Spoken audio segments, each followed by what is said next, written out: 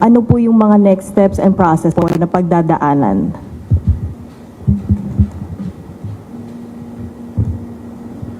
So, under the Philippine extradition law and the Opo, eto na ang pinag-uusapan. Extradition na nga ho, mga kababayan. Talaga kasi naman ang sabi ng Estados Unidos, ang tagal-tagal ng wanted sa amin dito sa FBI. No? Panahon pa lang ni Duterte, wanted na sa amin niya si Digong. Alam niyo na kung bakit.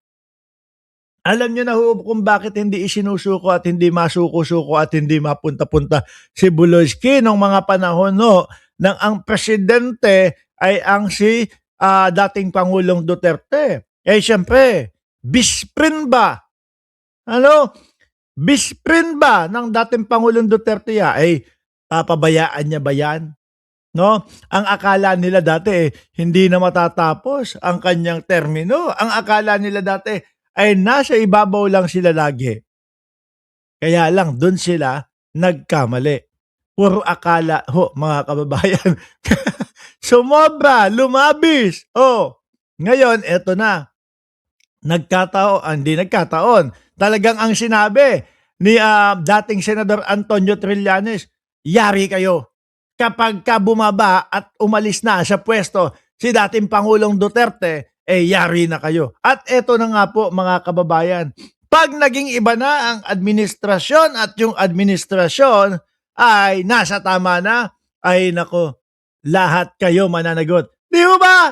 Yun yung sinabi ni dating Senador Antonio Trillanes, mga kababayan. Pati kay Bato, ang putang ng bato yan. Yan ho yata yung bato na buhangin Yan ho yata yung bato na walang tapang sa katawan. Nagtatago na ngayon. Dati-dati, nung si dating Pangulong Duterte ang nakaupo, ang daming nalalaman. Kesyo hahawak ng paputok, nung nakakita ng konting kislap doon sa paputok, kumaripas ng takbo. Kung ano yung takbo niya doon sa paputok, ganun din ang takbo niya doon sa pag-aresto sa kanya doon sa loob ng Senado. Di ba? Ganyan sila katatapang. Make madi, Mr. Trillanes, come on. Biglang nanlambot na ho. Ang yabang-yabang pa nitong administrasyon na ni Duterte. Yang si Marcos, weak president yan. Sabi, yang si Marcos, weak president yan. Yung weak president po, ayun, ipinadala yung isa sa dahig. Yung isa naman po, mukhang malapit na po ipadala doon sa kung saan ang mga preso ay galata ng sardinas ang taba ng mga uten. Sabi ko sa inyo kasi, no, patulogin ninyo na yung mga chikiting ninyo dyan kasi 9:00 na at hindi na dapat nakakarinig ng mga ganitong vlog natin. Okay, tuloy natin to. Malapit-lapit na to si Buloyski. Ano po yung mga next steps and process po na pagdadaanan? Shout out po kay Joanne Vlog. Ayan. So, under the Philippine extradition law and the extradition treaty with the United States, we have to ensure the presence of several key elements. Number one is the identity of the person or Identity of the person. Kung ano po yung nakapaskel na pagmumukha ni Buloyski doon po sa FBI, siya naman din po pareho ng mukha no? Yung Buloyski na nandyan po, nakapiit po sa Pilipinas, mga kababayan. Sabi, loko to si Jason talaga, Asan ba yung comment ni Jason? Sabi ni Jason, inano ko lang Sabi ni Jason, 8 por ligo, sabog ang... sabi ni Jason, asan ba si Jason? Jason Sevilla, 8 por ligo, sabog ang beke. Ano yung beke? Wet packs? Naku po, kapag kagano naman talaga, no, kapag ganun talaga ang pumasok at umuros sa wet packs mo, mga kababayan, hindi mo nararamdaman na lumalabas na pala. Kala mo yung ibak na ibak ka na, no? Tapos kala mo sobrang pigil mo hindi pa lumalabas. Yung pala mamasa-masa yung lumabas. So, ganun na lang ho ang mararamdaman yan kapag mga kababayan, napasakan po ng galigo kataba yan. Sabi ni Music Stories dito, laglag na ang tuka, mga Duterte. Ganun. Hindi pwedeng tumuka sa kalaban, talo kay PBBM, Dilawan Pink, 3 kalaban ni Digong. Sabi nga ho sa inyo, mga kababayan, no? Kaya po nila iniiwasan, sinusubukan at dinidismaya tayo na mag-join first lahat, mga bossing, ay dahil po alam nila basurahan ang pupuntahan nila, kanal ang pupuntahan nila. Bakit po? Sila na lang doon na mga DDS. Kaya nga, di ba, pinuntahan si Atty. Leni Robredo ng Vice Presidente upang sa ganun ay humingi ng suporta. Baka akala nila mauuto yung mga kakamping at yung mga dilaw na suportahan ang mga Duterte. Kaso hindi ho. Sila na lang dyan, mga DDS. Tayo po, patuloy na nagmumultiply at padagdag ng padagdag ang magkakakampi. Sabi ni Anthony Yambao, Buloyski, iyari siya, magdadala siya ng maraming petroleum jelly. Tingin ko po hindi pwede. Tingin ko hindi ho pwede. Kasi po yung pagkarami-rami na baby oil po ni PDD, hindi pinayagan Yung pagkarami-rami na baby oil, no, na nakatambak doon sa bahay ni PDD, hindi ho pinayagan, mga kababayan. Sabi nga nung iba, Buloyski, ang PDD ng Pilipinas. Kaya, may payo ako sa mga DDS ulit. Langya kayo mga DDS, dati nagko-comment kayo dito Ano? Dati inaasar nyo ako, ngayon hindi na. Nagtatago na kayo dyan sa comment section. Yan, tama yan, I am Batman. No? Sebo na lang, carry na. Yung pinagprituhan nyo ng fried chicken, o kaya yung pinagprituhan ninyo ng galunggong, de-whoop na yun. Diba? Patigasin ninyo. Malamig naman doon, magkukulay puti yan. No? Magkukulay puti, hindi mahahalata. Pwede na yung pampadulas.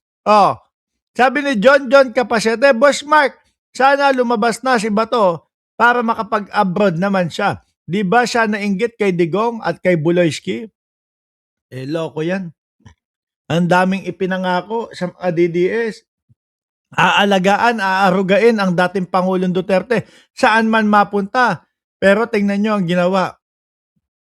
Tumakbo, natakot, wala na. Yan mega lunggong na, sasamahan mo pa ng talong, sasamahan mo pa ng okra. Saan ka pa? Solve ang hapunan mo. Game, tuloy kay Buloyski. Persons to be extradited, we have to confirm that the Apollo Kibuloy they are looking for is the one na nandito nga sa atin. Nako po, ayan. Talagang siya ho. Wala nang iba. Siya ho, yung nakasombrero ng agila, nakalagay dito, agila. Mark, bakit agila yung nakasulat doon? Siyempre, di ba, agila nga ng Davao daw no? Kumbaga, mga Duterte daw. Kaya lang ho, may tampo din ho yan sa isang kapwa niya preso. Tingin ko lang ho, mga kababayan. May tampo yan kay Senyor Aguila. Kilala nyo, sino ang nakakaalala at nakakatanda ho dito kay Senyor Aguila, mga kababayan? Yun, may kulto din yun. May kulto din pag-ano yun May kultong pag-aaryo din yun si Senyor Aguila Bakit to? Biruin mo naman. Mas veterano at mas ano naman daw. Mas veterano at mas matanda naman daw etong si Senyor Aguila sa kanya. Pero naunahan daw po ng pangalan na Senyor Aguila. Kaya ngayon, kung parehas naman sila na merong, ano ba yan? Merong simbahan. Senyor Aguila, si Senyor Aguila na yon. Kay Buloyski, Junior Aguila na lang. Okay na yun. Pwede na yun. Naunahan ka nung bata No? Tsaka yan si Senyor Aguila, matapang ho yan. Bakit? Hindi ho nagtatago yan. Hindi ho nagtago yan. Nung pinatawag po ng NBI yan, lumabas agad. Kay Buloyski, nagtago pa ho sa ilalim ng longga. No? Pare-pareha sila ng mga DDS. Pareha-pareha sila. Pag nakasuhan, ayaw harapin, ayaw magpaliwanag. Takot na takot magpaliwanag. Di po ba? Oh, ganyan ang estilo niyang mga yan ho. Kagaya ni Bato. Come on, Mr. Trillanes. Mick Madi. Ang putang na yung Mick Madi niya hanggang ngayon hindi na nagpapakita. Tinalikuran na yung pangako kay dating Pangulong Duterte. Alam nyo, mga kababayan, ang tingin ko, ang dating Pangulo, no, Alexandre ng BMB, shout out sa buong BMB family at kay Jovi nandiyan din, Annalyn Ando, BMB, Jovi at BMB Alexandre, shout out sa inyo. Alam nyo, tingin ko, nagtatampo ang dating Pangulong Duterte. Siguro nung nalaman niya na may warrant of arrest na kay Bato, mixed emotion ang dating Pangulo. Masaya kasi, eto na, may makakasama na ako dito. Hindi na ako malulungkot. No? Kasi eto naman yung pangako sa akin ni Tobats. Ngayon naman, malungkot, syempre. Malungkot dahil wala akong maipaliwanag sa malungkot eh. Mukhang masaya din ang dating Pangulong Duterte. Terdy, shoutout sa iyo. Mukhang masaya din ang dating Pangulong Duterte kapag ka naipasak na po sa loob etong si Tobats. Biruin mo, no? Ibang klase, masyadong special treatment ng gobyerno natin sa mga DDS na mga politiko. Bakit po? Biruin mo. Si dating Pangulong Duterte nakulong. Pinangibang bansa. Pinangibang bansa. Di ba? Oblo lang, dinala pa sa Netherlands. Si Bato de la Rosa, ganun din, wanted. Ikukulong sa Netherlands, ipapangibang bansa din, mga kababayan. Ang sarap ng buhay ninyo. Tapos eto, si Buloyski, Los Angeles naman ang kanyang kapupuntahan. Saan ka pa? Kaya sabi ko, okay lahat kayo ng ibang bansa na And then we have to also validate and confirm the principle of dual criminality, in which the offense that the United States government is seeking Mr. Kibuloy and the other respondents for have the Madami iyan eh. Biruin mo ba naman maipaskil yung pagmumukha mo sa FBI bilang wanted? Ano po, mga kababayan? At tingin ko naman dito, no? Walang magagawa po ang Pilipinas kay Buloyski. Kahit pasabihin nila na nakikiusap sila o sinisigurado nila na hindi matataybits po si Buloyski, mga kababayan. Kasi unang-una, sabi nga natin dati, mas naunang maging wanted si Buloyski doon sa Estados Unidos. Pangalawa, extradition treaty ng Pilipinas at ng Estados Unidos, mga kababayan. Pangatlo, mas maraming biktima si Buloyski at iba't ibang lahi pa ang biktima ni Buloyski, yung mga naghahabla o naghabla sa kanya doon sa Estados Unidos. Nako po, mga kababayan.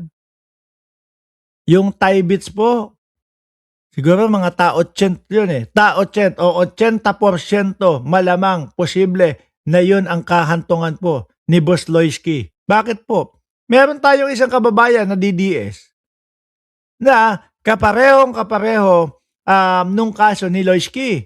No? Kaparehas na kaparehas mga kababayan. Pangmamolestya sa bata. Ngayon, di ba Lolo Yul ng Miami, taga Florida, dyan, Ano ang posibleng hatol doon? Bitay. Yun yung kinakaharap noon. At vlogger ng DDSU yun, ha? Mga kababayan, vlogger ng DDSU yun. Bakit ganun yung mga putragis na mga kaso nitong mga ito? No? Biruin mo, ayan. Loyski, molest siya ng bata. DDS vlogger, molest siya ng bata. May isang DDS vlogger, bumira ng 13 anyos. Umasawa ng 13 anyos. Malilibog ang mga hinayupak. malilibog pa sa mga bibi. Ano? Sabi ni John Capacete, Boss Mark, bakit kaya takot na takot si Kibuloy sa US? Baka siya naman gamitan ng Palmolive. Ay nako, malamang sa alamang ho. Pero mahapdi iyon, no? Kung Palmolive ang gagawin. Alam nyo ang gagamitin. Alam nyo, posible? Yung mantika na lang. Okay na yon, no? Kasi yung mga Palmolive o yung mga iba't ibang mga yung Palmolive at iba't ibang mga produkto, mga pambuhok yun eh. 'Di ba? At saka hindi papayagan ipasok sa loob iyon, yung mga Vaseline, etc., etc.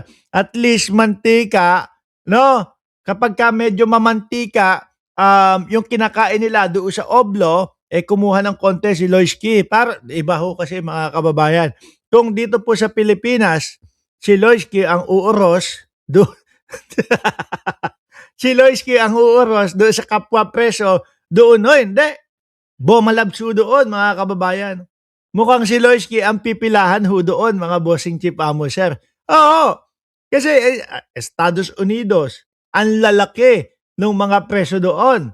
Oh, sa Pilipinas, siyempre, oy, halika, kuha mo akong babae. O kaya, oy, halika. Siyempre, kilala ho ng mga presong Pilipino kung sino si Loiski. Di ba? Siya ang ano doon, siya ang siya mambebembang doon. Pero pagdating po ng Estados Unidos, malamang po mga kababayan, dextrose ang abutin daw ni Kibuloy. Madami-daming dextrose ang ipapasok sa lubot ni Kibuloy. Yung ganyan. Dextrose, eto, naipakita natin. No? O, biruin nyo. Kayo na lang ho ang umusga. O, pagkaganyan, putik na yan. Yun yung sinasabi natin na lumalabas na, hindi mo pa rin maramdaman. Tuloy. Pero may isang kapwa nila na mapepreso. Tingin ko magiging masaya sa Pilipinas. Alam niyo kung sino? Si Harry Roque. Konti na lang din ho yan, mga kababayan. Ewan ko po, tragis. Ayan na naman. Konti na lang, base kay Junbic Remulla. Ewan ko lang ho, mga kababayan, kung gaano katotoo. Hanggang ngayon, hindi ko pa din, wala pa ding follow up. O game. Same underlying act here in the Philippines. So it doesn't have to carry the same nomenclature under our penal system and that of theirs, but so long as the act involved is the same, then it is considered an extraditable offense. Thirdly, we have to also ensure. Ito na. Pakinggan nyo mga DDS, matutuwa kayo dito. I-ensure nila, alam nyo kung hindi si Buloski.